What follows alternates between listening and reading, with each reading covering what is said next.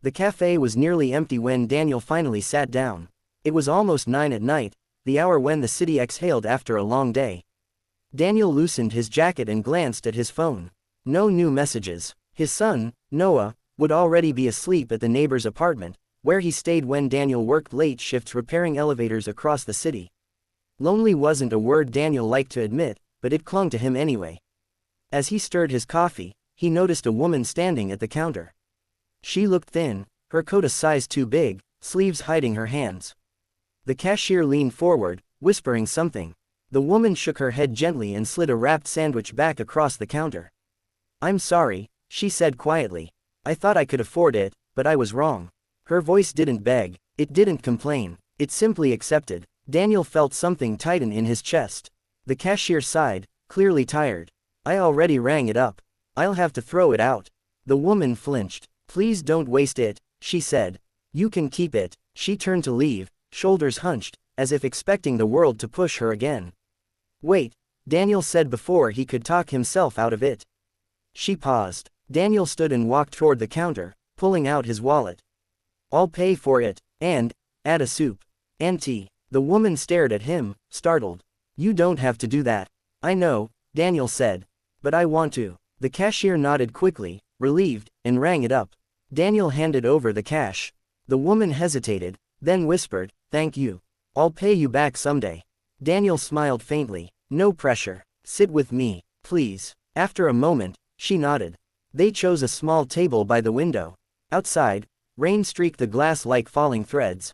"I'm Daniel," he said. "Emma." She cradled the soup cup with both hands like it was warmth itself.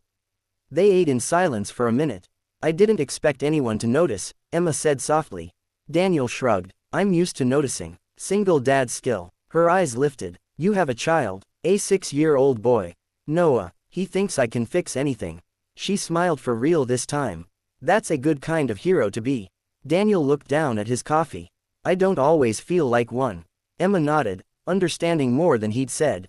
"I lost my job 3 months ago," she said. "Caregiver at a nursing home.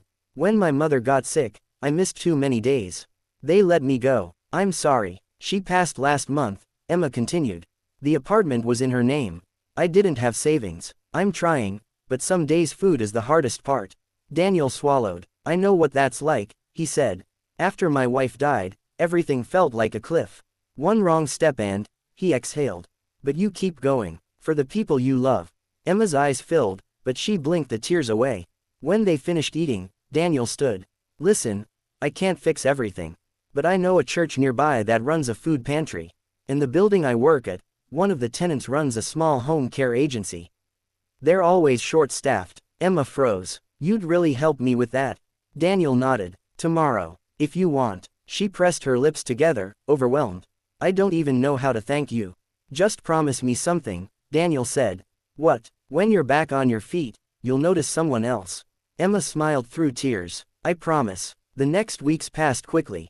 Emma got the job. It wasn't easy work, but she was good at it, gentle, patient, steady.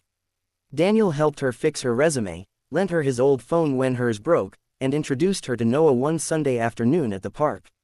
Noah liked her instantly. "She listens," he told Daniel seriously. "Like Mom used to." Daniel watched Emma push Noah on the swing, laughter breaking through the quiet ache he'd carried for years. Months later, on a chilly evening, Daniel found himself back at the same cafe. Emma was there first. This time, she stood at the counter confidently, paying for 2 meals. When Daniel approached, she turned and grinned. "I was hoping you'd show up." She handed him a bag. "Dinner's on me." Daniel laughed. "You didn't have to." "I know," she said, echoing his words from that first night. "But I wanted to." They sat by the window again, rain falling just as it had before, but everything felt different now. Loneliness had loosened its grip. Sometimes, Daniel realized, everything changed not because someone was rich or powerful, but because one tired, lonely person chose kindness when it mattered most.